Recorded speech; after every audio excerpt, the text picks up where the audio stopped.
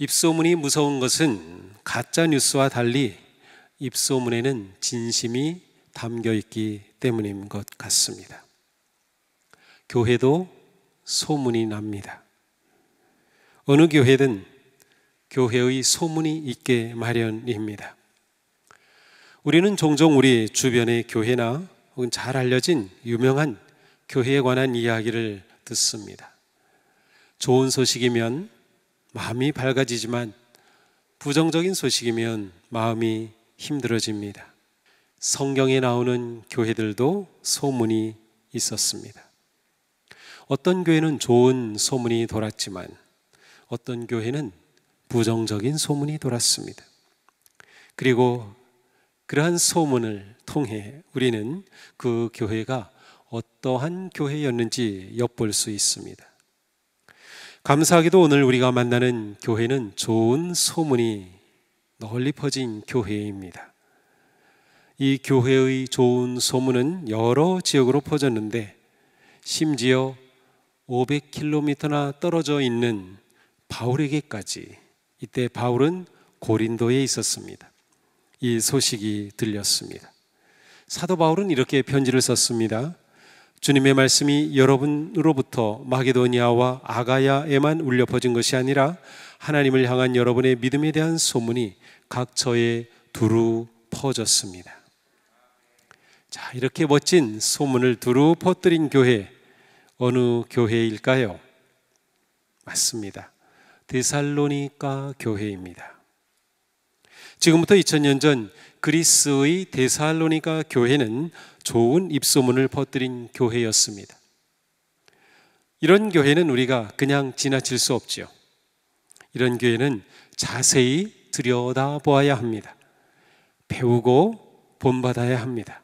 이제 우리는 데살로니가 교회로 들어가 봅니다. 데살로니가 교회는 사도 바울과 동역자들이 헌신적으로 사역하여 세워진 교회입니다. 사도행전 17장에 가서 보면 자세한 이야기가 나와 있어요. 바울은 제2차 전도 여행을 떠났습니다. 신라와 다른 동역자들과 함께 그 여행 중에 데살로니가에 이르렀습니다. 이 당시 이곳에는 유대인들이 많이 있었고 따라서 유대인 회당이 있었습니다. 유대인이었던 바울은 복음을 전하는 전략 가운데 하나가 유대인 회당을 먼저 찾아가는 것입니다. 자신은 유대인으로서 유대인 회당에 들어갈 수 있었고 또 그 당시에 유대인 성인 남자라면 누구든지 회당 예배 중에 앞으로 나아가서 구약 성경이 기록되어 있는 두루마리를 꺼내고 그것을 펼쳐서 베마에 펼쳐놓고 읽고 그것에 관한 강론을 할 수 있었기 때문이죠. 그래서 바울은 이것을 아주 적극적으로 활용했습니다. 누가는 이 장면을 이렇게 기록했습니다. 바울이 자기의 규례대로 저희에게로 들어가서 새 안식일에 성경을 가지고 강론하며, 자, 바울은 유대인 회당에 가서 회당 예배에 3번, 3주간이죠, 참여하면서 성경을 강론했다는 것입니다. 바울이 이때 강론하는 것은 그리스도께서 반드시 고난을 당하시고 죽은 사람들 가운데서 살아나셔야 한다는 것이었어요. 자신이 전하는 이 예수가 바로 그 그리스도다라고 선포하였습니다.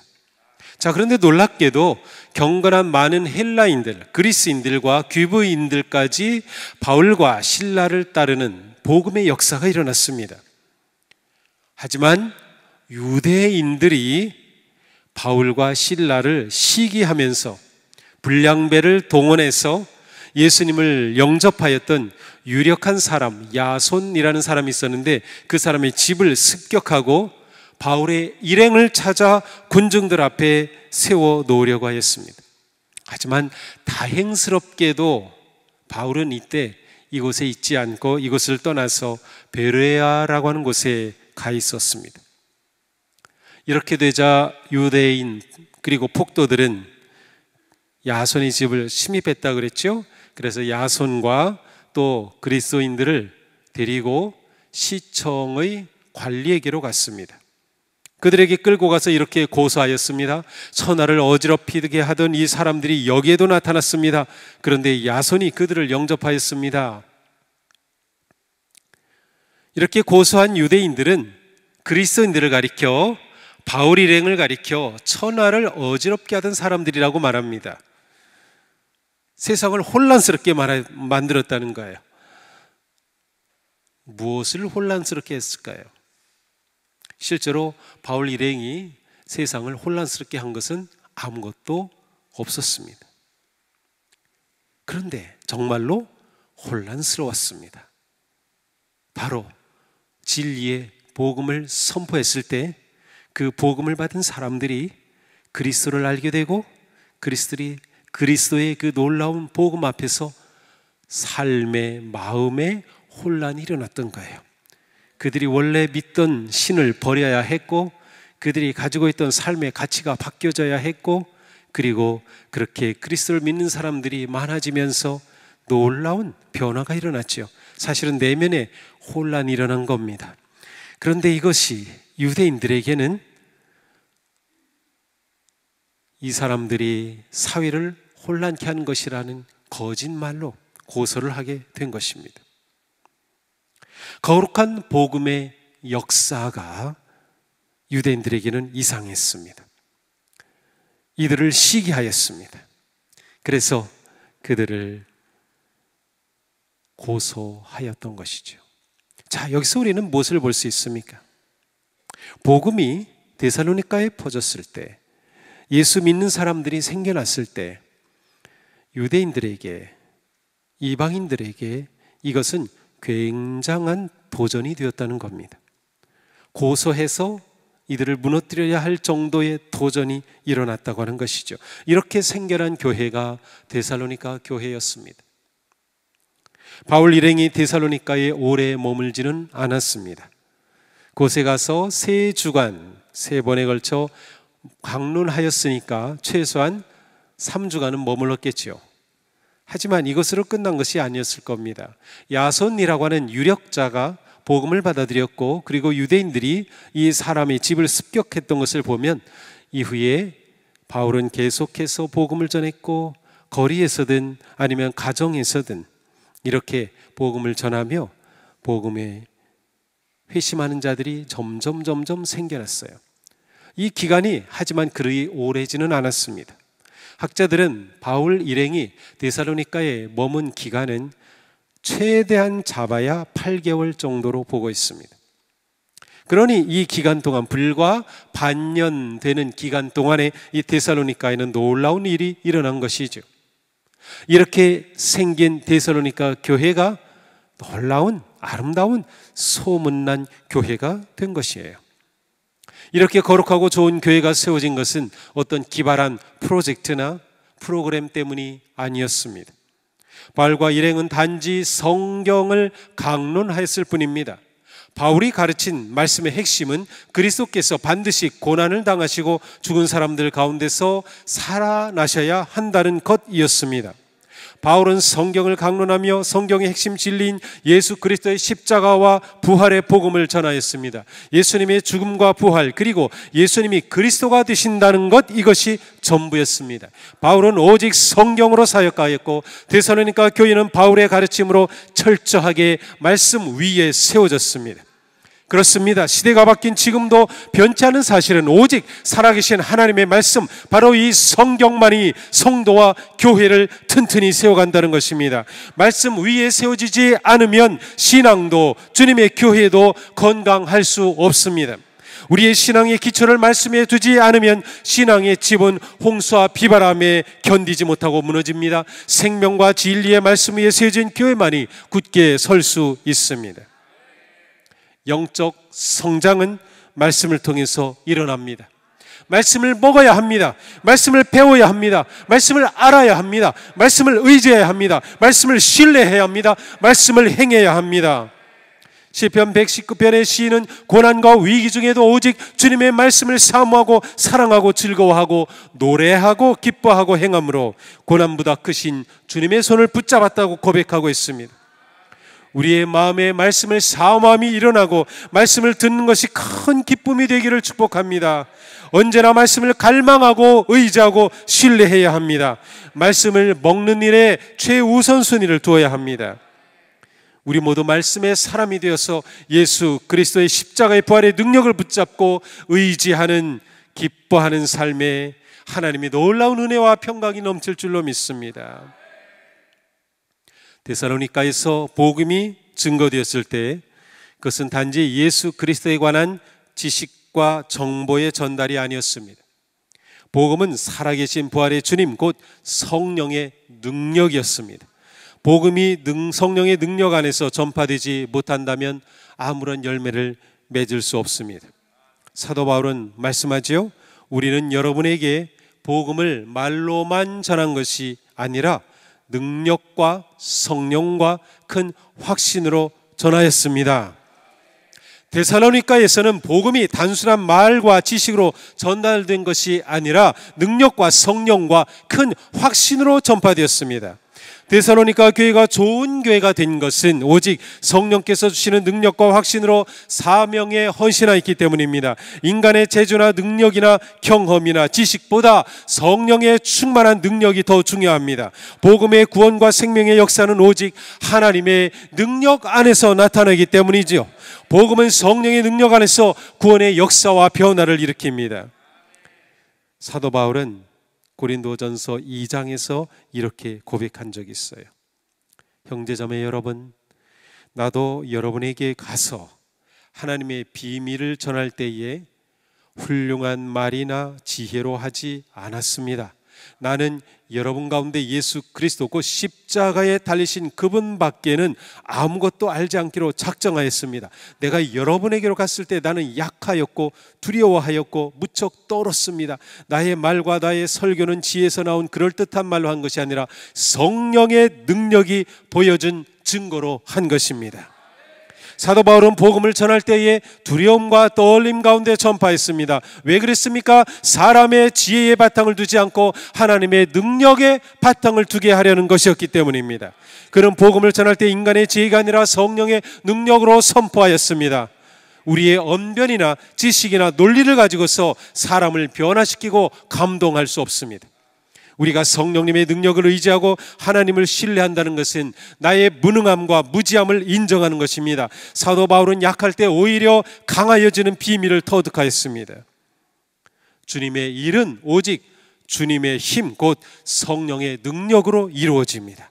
이것이 주님의 사역이고 복음의 사역입니다. 성령의 능력과 확신 속에서 복음이 전파되고 심어졌을 때 데살로니가 교회 성도들은 참된 그리스도인으로 변화되고 성장할 수 있었습니다.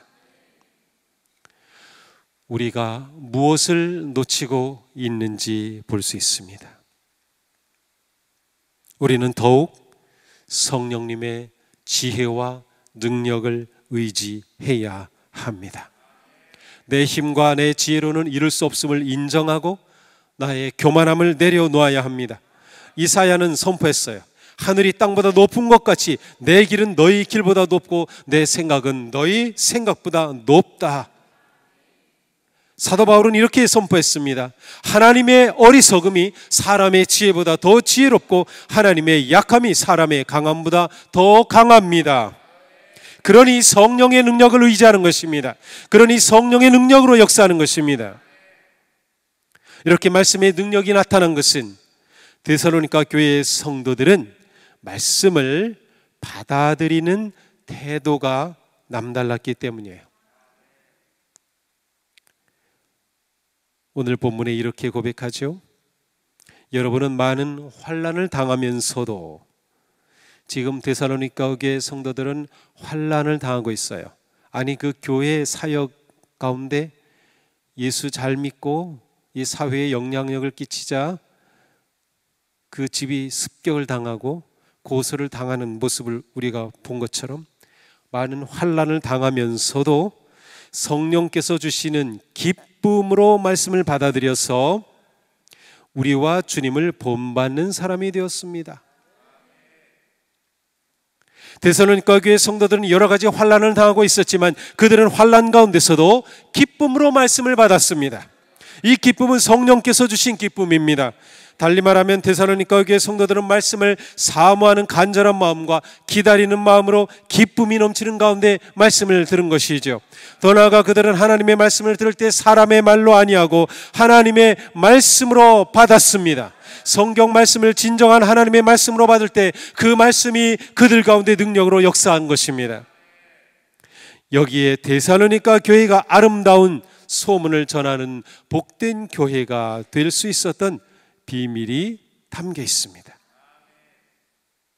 곧 전하는 자는 성령의 능력과 확신 속에 전하였고 받는 자는 사람의 말이 아니라 하나님의 말씀으로 받으면서 기쁨 가운데 그 말씀을 영접한 것입니다.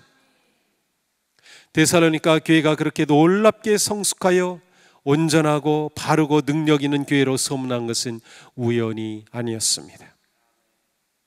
기독교 역사가 이것을 보여줍니다. 놀라운 영적인 부흥과 성숙의 변화의 현장에는 언제나 강력한 말씀의 선포가 있었습니다. 그리고 그 말씀을 감격과 감사와 눈물로 기쁨으로 받는 성도들이 있었습니다. 우리에게도 이러한 자세와 변화의 헌신이 있어야 합니다. 우리는 어떤 마음과 기대로 말씀을 듣고 있습니까? 우리는 어떤 태도로 말씀을 읽고 묵상하고 있습니까? 말씀을 대하고 받는 자신의 마음을 점검해 보십시오. 영적인 각성과 성숙은 말씀으로 역사하시는 하나님의 능력에 달려 있습니다. 우리 모두 말씀의 능력을 경험하며 성령님의 역사가 넘치는 건강한 성도가 되기를 축복합니다. 우리 교회가 그와 같이 살아있는 생명의 교회가 되기를 축복합니다. 성령님의 능력 가운데 복음을 받은 데살로니가 교회에 놀라운 변화가 일어났습니다. 회개와 성장의 변화입니다. 바울은 이렇게 말씀하죠. 우리가 여러분을 찾아갔을 때 여러분이 어떻게 해서 우리 우상을 버리고 하나님께로 돌아와서 살아계시고 참되신 하나님을 섬기며 하나님께서 죽은 사람들 가운데서 살리신 그 아들 예수께서 하늘로부터 오시기를 기다리는지를 그들은 말합니다. 자, 여기에 아주 중요한 4개의 동사가 나옵니다. 그들은 말씀을 받았을 때 버리고 돌아와서 섬기며 기다렸습니다. 데살로니가 교회 성도는 말씀을 받을 때 그 말씀, 은혜로운 말씀이다, 설교 잘하네, 참 좋다 라고 끝나지 않았습니다. 그들은 말씀을 들었을 때 버렸습니다. 무엇을 버렸습니까? 우상을 버렸습니다. 우상은 곧 하나님의 자리에 대신 서 있는 모든 것입니다. 하나님이 계시할 자리에 서 있는 모든 것이 우상이에요. 그렇게 본다면 요즘 세상에는 너무나도 우상이 가득합니다. 하나님보다 자기 명예가 앞서는 명예 우상, 하나님의 뜻보다 내 뜻이 앞서는 자기라는 우상, 세상의 온갖 허영의 마음을 빼앗긴 허영의 우상, 재물의 우상, 성공의 우상, 수많은 우상이 득실거리고 있는 세상입니다. 이 우상에는 참 생명이 없습니다. 구원도 없습니다. 이것이 우리를 지키지 못합니다. 우리에게는 지혜가 필요합니다. 좋은 것을 우상으로 만들지 마십시오. 좋은 것을 우상으로 만들지 마십시오. 명예는 좋은 것입니다. 그러나 명예가 우상이 되면 그것이 우리를 망칩니다. 재물도 필요하고 좋은 것입니다. 그러나 재물이 우상이 되면 재물이 나를 망칩니다. 데살로니가 성도들은 우상을 버림으로 하나님께로 돌아왔습니다. 돌아왔다는 것은 내 삶의 질서와 중심이 회복되었다는 것입니다. 하나님이 인생의 중심에 계시는 삶으로 변화되고 하나님이 인생의 주인이 되시는 삶으로 돌아온 것이죠. 그들은 하나님만으로 충분한 인생으로 성숙하였습니다. 오직 예수님이 주님이 되시고 구세주 메시아이심을 믿고 고백했습니다. 그들은 신실하고 바른 신앙으로 돌아온 것이죠. 우리의 모습은 어떻습니까? 복음이 선포될 때마다, 하나님의 말씀을 듣고 대할 때마다 우리에게는 거짓 우상을 버리고 있습니까? 과연 하나님 앞에 회개하고 정말로 버려야 할 것을 결단하고 버리고 있습니까? 주님이 내 삶의 최고의 자리에 계시며 내 우선순위에 오셔야 할 터인데 그것을 방해하는 것들을 오물로 버렸습니까? 우리가 아직 붙들고 있는 우상은 무엇입니까? 데살로니가 성도들은 말씀을 들었을 때 우상을 버리고 회개하였어요. 그리고 하나님께로 돌아왔습니다. 신앙이 제자리를 찾은 것이죠. 하나님을 제자리에 모셨습니다. 하나님과의 관계가 바르게 회복되었습니다. 삶의 질서가 회복되었다는 뜻입니다. 이렇게 하나님께 돌아왔을 때 그들의 삶은 하나님을 섬기는 삶이 되었습니다. 이 섬긴다고 하는 단어는 예배라고 하는 단어와 똑같은 단어입니다. 우상을 섬기던 그들이 하나님을 예배한 것이에요. 거룩한 예배자가 된 것입니다. 우상 숭배가 그리스도 경배로 바뀐 것이에요. 그들은 예배할 때마다 주님의 다시 오심을 기다렸습니다. 그들은 마라나타라고 말하며 인사를 했던 것이죠. 그리스도의 승리의 영광을 선포하였습니다. 다시 오실 주님을 믿고 주님의 최후의 승리를 바라봄으로 그들이 겪고 있는 혼란과 위기와 박해와 아픔을 이겨냈던 것입니다. 이렇게 그들은 세상이 감당할 수 없는 영광스러운 성도, 거룩한 교회를 이루어냈습니다. 이렇게 하여 데살로니가 교회는 마게도냐와 아가야에 있는 모든 믿는 이들에게 모범이 되었습니다. 그저 소문만 무성하게 퍼져나간 것이 아니라 실제로 그들의 삶은 주변의 모든 성도의 모범이 되었어요. 데살로니가 교회는 좋은 소문 그대로 복된 교회였습니다. 그들은 이후에 나타날 모든 교회를 위한 모범이 된 교회가 되었습니다. 데살로니가 교회에 대한 사도 바울의 기억은 세 가지로 요약되고 있어요.